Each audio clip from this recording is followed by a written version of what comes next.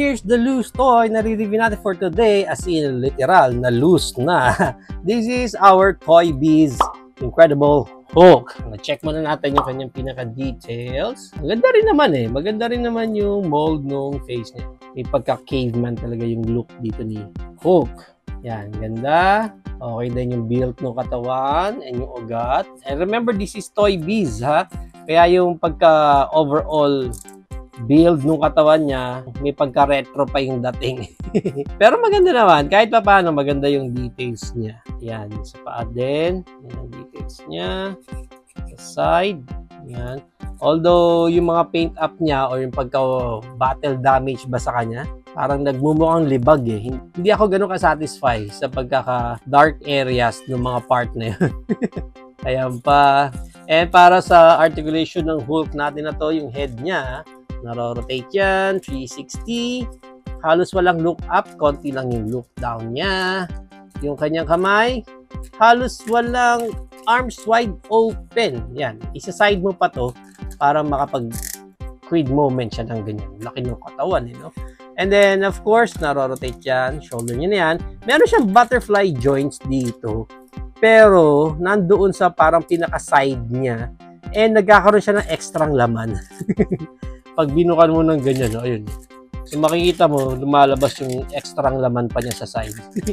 Yan ang parang pinaka-butterfly joint niya. Ganyan din dito sa likod niya. Yan. Sunod na articulation niya dito sa bicep niya, naro-rotate niya ng ganyan. Yung kanyang elbow bent, yan. Pag ganyan ng straight, then ganyan ng bent. Sunod niyan, dito na sa taas ng kamay niya, yan, naro-rotate yan dyan. Ang weird lang, dito yung rotation. Sana dito pa sa bandang baba ng kamay, pero nasa gitna ng arms niya yung rotation niya.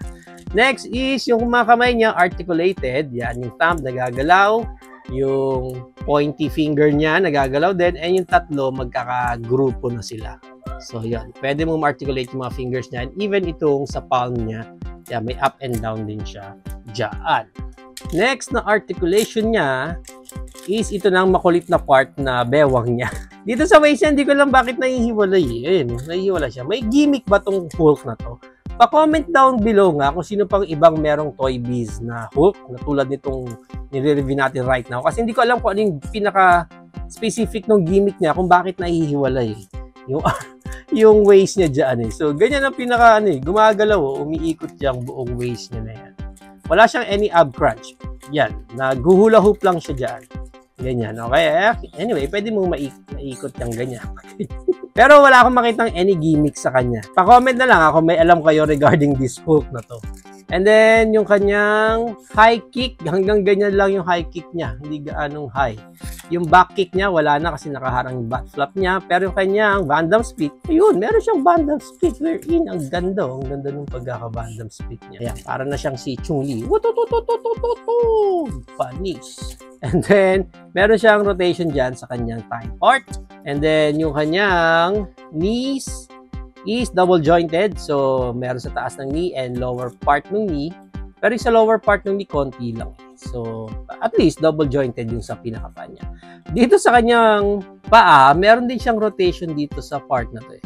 Pero matigas itong part naman na to sa akin, yung kabila pa. Yung kabila, naiikot eh, naro-rotate, walang problem. Pero dito sa left ko, ayaw, parang may humaharang o may rubber na nakano. Ayaw ko, ayoko nang pilitin, pero yan, bumabalik siya.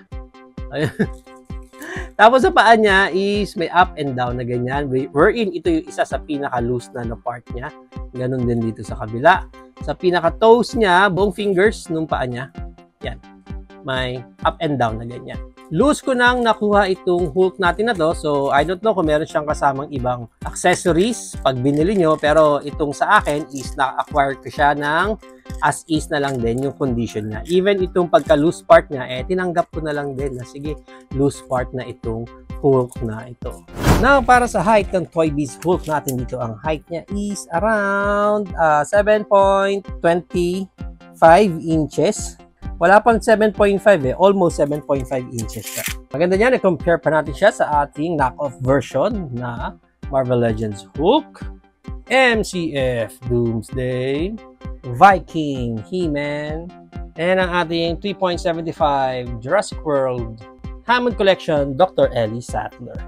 So yan ang ating high comparison.